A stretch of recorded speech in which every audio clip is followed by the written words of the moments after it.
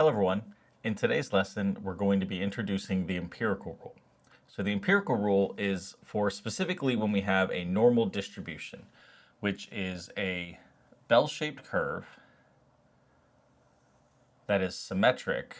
So another word for a bell-shaped curve, by the way, is a Gaussian curve, but it is centered at some center point mu, which is why, again, we were focusing on our central tendencies, and we had mu as one of them, and this is why it's so important. It's symmetric, meaning that 50% of the data falls on the left, 50% of the data falls to the right. Now, what the empirical rule tells us is that starting at that center point, if we were to go to the left and to the right, one standard deviation, so if we were to go to mu minus sigma to mu plus sigma, this, by the way, my drawing is not very good, but this will account for 68% of the data. If we were going to go out two standard deviations, so mu minus 2 sigma to mu plus 2 sigma, this will account for 95% of the data.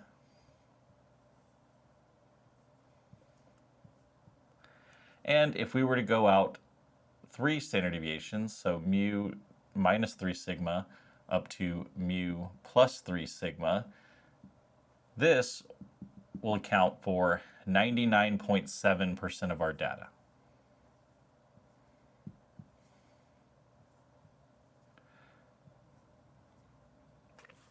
And this actually is a really good way to determine how much of the data you expect to fall within 1, 2, or 3 standard deviations of the data.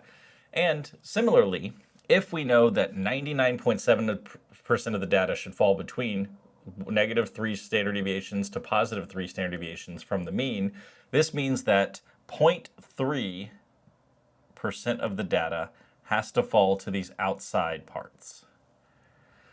Now, the reason this is so useful, and we'll learn about this in Chapter 5, is because of something called the central limit theorem. Oftentimes, most data does actually follow a normal distribution, especially if you have a large enough data,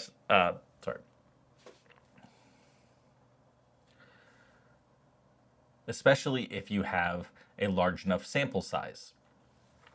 So with this, we can actually take this one step further, though, because if 68% of the data falls between -1 standard deviation and +1 standard deviation, then we can actually take that and split it because, again, it's symmetric. Half of the data is on the left, half the data is on the right. So that means that 34% of the data is on the left, 34% is to the right.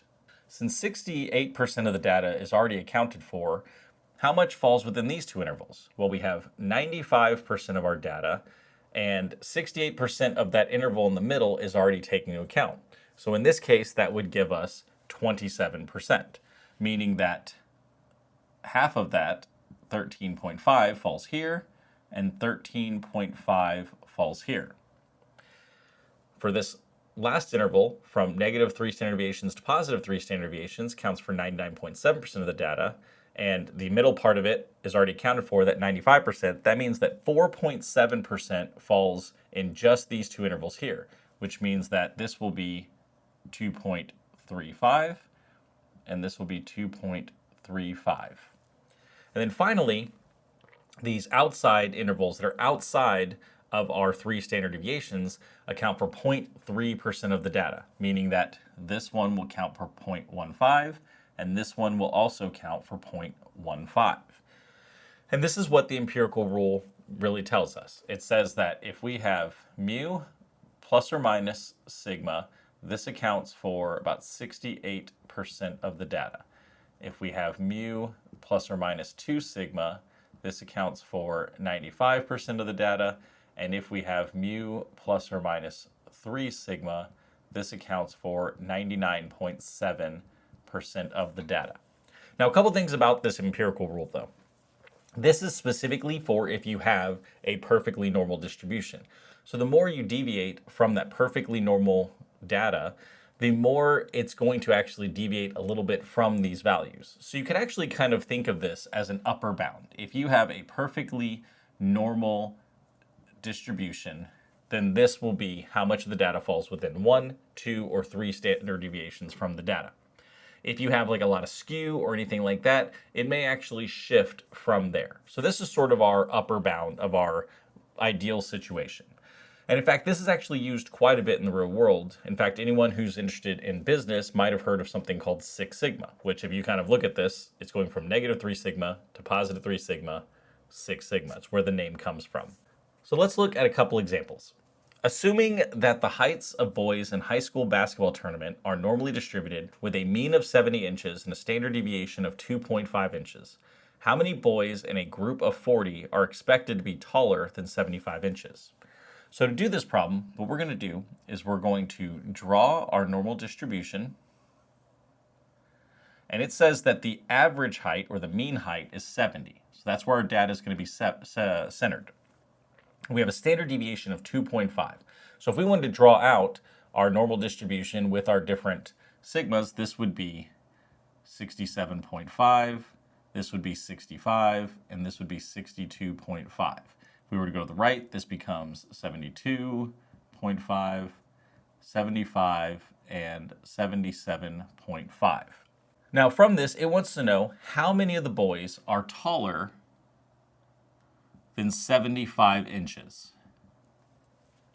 So in that case, going back to our original definition of our empirical rule, we know that between 75 and 77.5, because that's between 2 and 3 standard deviations, we know that this accounts for 2.35%. And this right side accounts for 0.15%, giving us a total of 2.5% of the boys are expected to be taller than 70 inches. Now, looking at the problem, though, it didn't ask us what percentage of the boys will be taller than 75 inches. It asked us how many of the boys. So in our problem, we have n equals 40, meaning we have 40 basketball players. So we're just going to take 40 times. Now, to multiply by a percentage, we actually have to first convert this to its decimal form. So you just move the decimal place over 2, and this becomes 0.025. So 40 times 0.025 will give us an answer of 1, meaning that of those 40 basketball players, those high school basketball players, only one of them is expected to be taller than 75 inches based on the data that we have. Now, of course, as our sample size changed, this value may also change. So if we had 80 basketball players, this may be 2 boys are expected. If we had 120 basketball players, we would expect 3 of them to be taller than 75 inches. The second example is the exam 1 scores of all students taking a statistics course at USF had a mean of 80. So in the second example, we have a mean of 80 and a standard deviation of 5. So sigma equals 5. The distribution of statistics scores is bell-shaped. What percentage of students scored between 75 and 85? Okay, so same thing. We're going to draw our normal distribution. If I'm centered at 80 and I have a standard deviation of 5, that makes this 75, 70, 65. Going to the right, 1 standard deviation is 85, 2 standard deviations is 90, 3 standard deviations is 95. So the percentage of students that score between a 75 and an 80, well, if you look at what we're actually highlighting here, this is just, right, this is our center. This is within 1 standard deviation, meaning that the answer is 68% of the students are expected to make between 75 and an 80 on this test or in this class. Second part, if a student scored 90 on exam 1, what is the percentage of students that scored more than the student compared to the rest of the scores? Okay, so if a student scored a 90, what percentage of the students would you expect to score more than? Well, if you actually look at this, this is actually the same thing we just did in the prior problem. It's 2.35 for this one and 0.15 for this one, giving us a total of 2.5% of the students are expected to do better than this student who scored a 90. So this is the empirical rule. And again, this is sort of an upper bound. Now we're going to look at a different case that we can use even if we don't have a normal distribution. Chebyshev's theorem says that for any data set, either population or sample, and for any constant k greater than 1, the proportion of the data that must lie within k standard deviations on either side of the mean is at least, so keyword here, at least 1 minus 1 over k squared. Now, the thing about this theorem is that it is not reliant on something like it being from a normal distribution, meaning that if you have data that is not normally distributed, this still works. And also, notice that it uses the word at least. So where the empirical rule could be thought of kind of as an upper bound, Chebyshev's inequality gives us a lower bound. So what the actual theorem is that probability of x minus mu, take the absolute value of that, greater than or equal to k sigma is less than or equal to 1 over k squared. So let's break this down for a second. This part right here, this x minus mu, you've seen this before when we were doing standard deviations and variance. This is just how much our data deviates from the mean.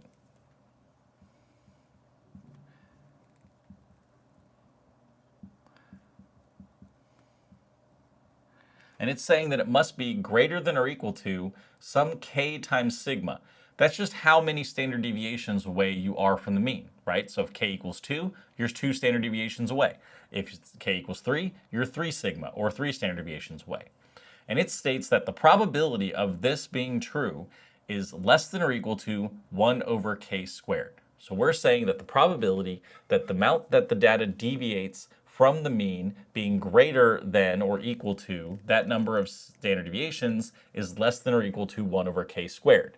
Now, because we're interested in what falls within those number of standard deviations, we're actually taking the complement. And if you remember, whenever we have the probability of some event A, we can take plus the probability of the complement of A, and this will be equal to 1. So if I want to find the complement, that would be the same thing as saying probability of the complement of A is equal to 1 minus the probability of A, which in this case, this is our probability of A that we are using to actually solve for the complement, which is what we're actually interested in. So let's look at a couple examples of using Chebyshev's inequality. Let's say that we have k equals 2.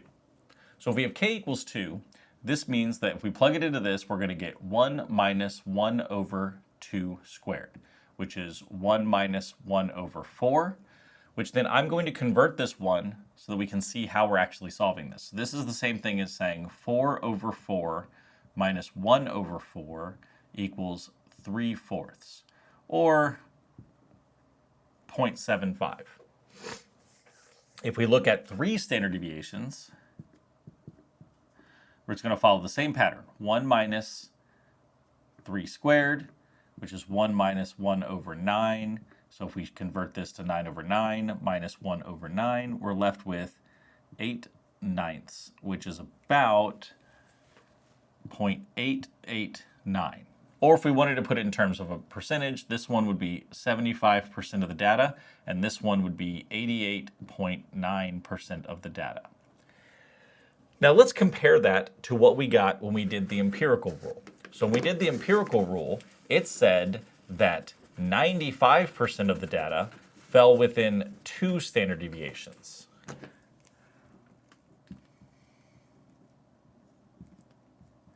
And 99.7% of the data fell within 3 standard deviations.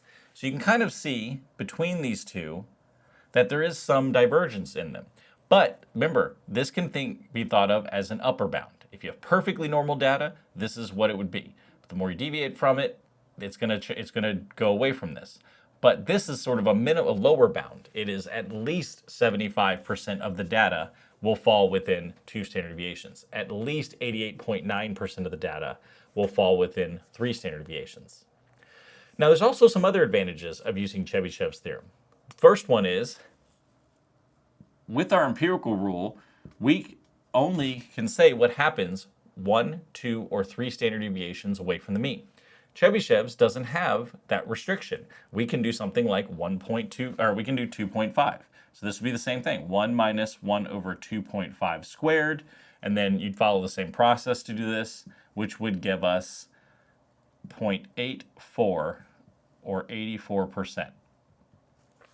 We also can get a minimum amount of the data that we would expect for values outside of 3 standard deviations. For example, k equals 4.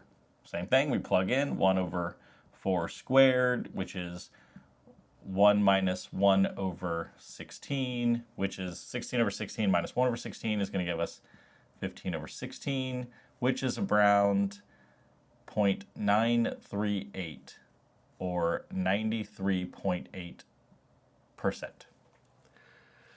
So you can kind of see where both of these might be useful. If I know that I have a normal data, I can use the empirical rule and it's going to be accurate. And it's also really good for quick estimates if you have data that's pretty normal. The more it diverges from that, I may need to use the Chebyshev's theorem. And also, it kind of gives me some bounds for where I expect the data to be. For example, if I'm within 2 standard deviations, but I'm not sure the distribution, I know that it should be somewhere between 75 and 85% of the data is within those 2 standard deviations. If I'm looking at 3 standard deviations, I know that 88.9 to 99.7% of the data should fall within those 3 standard deviations. So the last thing is, why does k have to be greater than 1? Well, let's see what happens if, for example, k is equal to 1. If we were to plug that in, this would be 1 minus 1 over 1 squared, which would be 1 minus 1, which would just be 0. So this is saying that at 1 standard deviation, at least 0% of the data is greater than that. And the reason it can't be negative is because really it's going to give us values that don't really make sense. Like let's say, for example, we did k equals 0.5. This would be 1 minus 1 over 0.5 squared, which would be 1 minus 1 over 0.25, which would be 1 minus 4 equals negative 3, right? And we can't really have a negative amount of the data falls between some number of standard deviations. So as we talked about previously, everything we do in statistics has certain assumptions and certain restrictions, and this is no different, right? So the restrictions on this one are, for Chebyshev, k must be greater than 1. For empirical rule, you want your data to be normalized, meaning it is a bell-shaped symmetric curve centered on at the mean mu. Thank you for watching. To continue learning, click the linked video here for the next lesson. If there's a topic you'd like me to cover, let me know in the comments. Don't forget to subscribe, and I'll see you in the next video.